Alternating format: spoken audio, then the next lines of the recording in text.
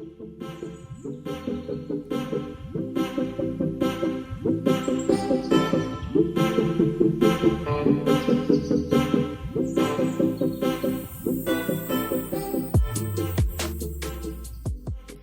YouTube family, we're back in the building, and you know what? We're dropping a very simple one so that you can see what we're doing behind the scenes within our trading academy. So today what I'm going to be doing is to break down a trade that we took on NAS, and literally I want you to understand the step-by-step process that we took. So we're going to walk you through it so that you fully understand how you can do something like this and make profits, right? Make massive profits within, the Forex game, right? It doesn't matter what you're trading. I'm trading NAS, that's my deal. At times I'm on gold, but NAS is one of my favorite pairs to trade. But drop it in the comments. What do you trade? Let me know. Let me know what it is that you actually trade. I want to know. All right. And if you're new to this trading space, it's Carrie Ann. Make sure you hit that subscribe button. If you're absolutely new here and you want to be a profitable trader, you're in the right place. So hit subscribe and hit them thumbs up so that this video can go to many other traders who are probably struggling and want to have that breakthrough within their trading. So share it with a friend as well. Okay, with that said, we're on the charts, and literally I've got the Lux Algo sessions indicator on, which basically divides the sessions for me. So I love using it because it shows me directly where these sessions are. I don't have to manually go in and do it, but this divides the sessions and it shows me clearly what session we are in. Now on a day-to-day basis, I come on the charts anywhere about maybe 12 thereabout UK time, and I'm on it until I see the move that I really want to see. So when it comes on to the whole idea of trading, you've got to have an approach. What is your approach to the market? Now, the perspective that I'm going to be breaking down to you is literally the approach that I used on this trade, and it's a phenomenal approach that you can duplicate and use as well. Now, with that said, I'm going to just show you directly what I was looking at when I came on the charts at this time. And you know what? The first bit is I was looking at Monday. So this is a Tuesday trade, by the way. So I was looking at Monday's breakdown of what happened on Monday, and I was looking at the high of the day on Monday and the low of the day. So one of the key things that I did was to take my rectangle tool and I highlighted what happened on Monday, high and low within my box. Now, here's the key. Here's the key. Oh, sorry, I didn't. There we go. High, right at the tip of my box here, and the low right at this bit. So one of the key things that I want you to understand is I'm looking at the previous day high and the previous day low. Now, after looking at the previous day high and previous day low, and I've boxed it up, I can actually even remove the sessions bit because now I've got what I want, right? So now I've got a clean chart with just a box, and I know that my box literally has previous day high. I can put it in, and previous day high, low. Previous day high, previous day low. Okay. So we're high at the top. And of course, we can clone this box and put it at the bottom as well, where we get previous day low right here. Okay, good stuff. Now that we're on the charts and we're here, right, I would consider that we're really not where we want to be. We're kind of choppy, we're kind of moving slowly, and we have got really tiny candles. We are on the 5-minute time frame, so this breakdown is on the 5-minute time frame, right? Now, what I'm actually ideally looking for is for price to come to the top of the box here and react. Now, we can either have two scenarios, bounce or break. And if you want to get some clarity on support and resistance when it comes on to a bounce or break trade, watch this video, right, that I've recently uploaded so that you can have full clarity on how to take a bounce or break trade, right? So with that said, we ideally want to be at the top of the box here, right? To ideally take a sell. If we reject and we are having confirmation to sell, we'll take a sell at the top of the box. Now, ideally, if we're at the bottom of the box, right, and we're reacting, we're respecting the previous day low, then potentially we could get a buy. So that's the perspective. However, one of the key things that I've learned to do is to allow the market to show me what it's doing, and then I react based on price action. So I do not try to predict what it's gonna do. I allow it to do its thing, and then I get in on the right position so that I can make some profits. Now, ideally, if we do not respect the previous day high or the previous day low, we're gonna break and form new structure or go higher or lower, right? But potentially, if we even look at the 1 hour time frame, we've been bullish. So our perspective is really bullish, right? We're really having a bullish perspective, right? Now, even though we've got the bullish perspective, we're waiting on confirmation, right? We are ideally waiting on price to confirm what it's actually doing. So let's extend our box until we get some reaction to the previous day high, because we're actually getting closer to the previous day high, right? Based on what price is showing, we're closer to the previous day high, so we're going to be looking for some reactions closer to the previous high.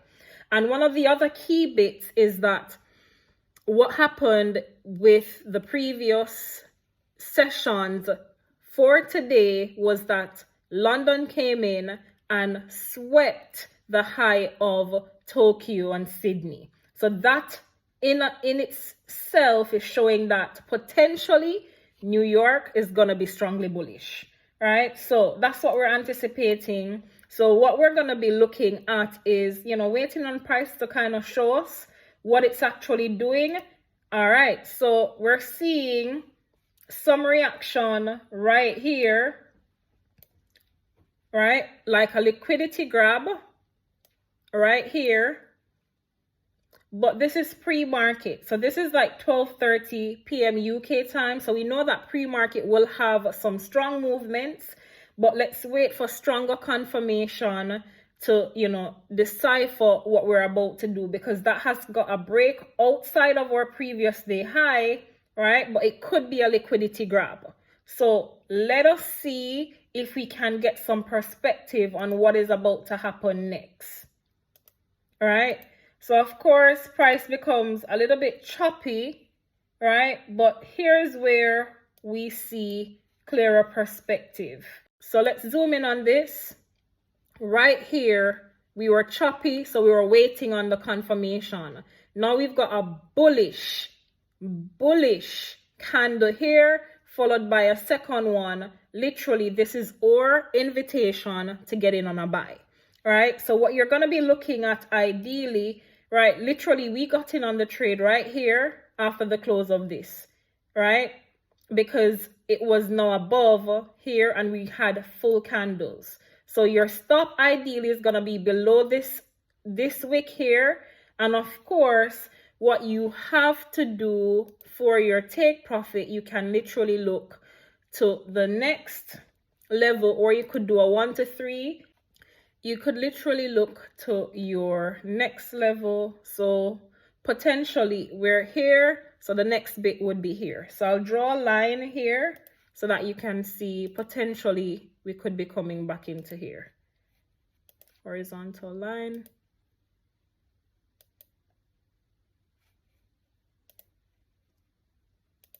There we go. So potentially we could be coming back into here. So this is going to be our target, right? We may get some move into that area. So what we're going to be looking at is to aim for the next level. So I always look to the left for my take profit. And my take profit is generally to the next next level of resistance, right? That's generally what it is. So this is literally a trade, and I generally do 1 to 3s. So it was a 1 to 3 thereabout, right? We were trying to get some profits to get us, you know, some move to the upside based on what price action is showing. So we've broken the previous day high. We are bullish overall on the 1 hour time frame. On the higher time frame, we are quite bullish. We're looking for potential buys. Okay, so let's see how this trade plays in our favor. Let's see if we can get to take profit mode. And it was a sweet play out.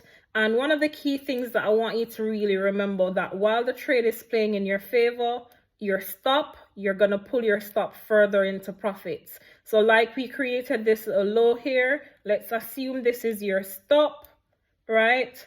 This little horizontal line is your stop. Would be moving this stop, and it would be now below this area. So we're locking in some profits as the trade plays in or favor, right? We're locking in the profits, right? And even though we've locked the profits in, you can see that it did not even come back to our area here, and we're locking in the profits even more. And then of course it would have tapped you out eventually, right?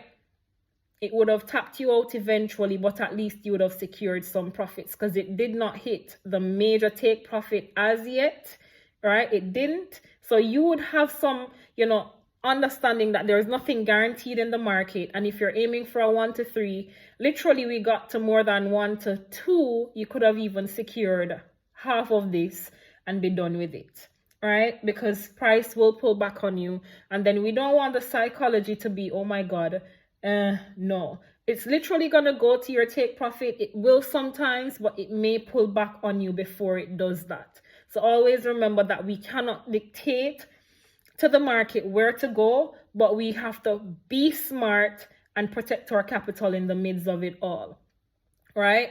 And as you can see, you know, price is moving in that same direction. It came right here where the stop was now allocated, and it formed support and kept bouncing right within this range, right? But one of the key things you just want to understand is that you could have, you know, clocked some profits on a trade like this. You're looking at market structure. What is the structure of the market showing you? Literally all we were looking at was highlighting previous day high, previous day low, and we're looking for price to react to either the high or the low.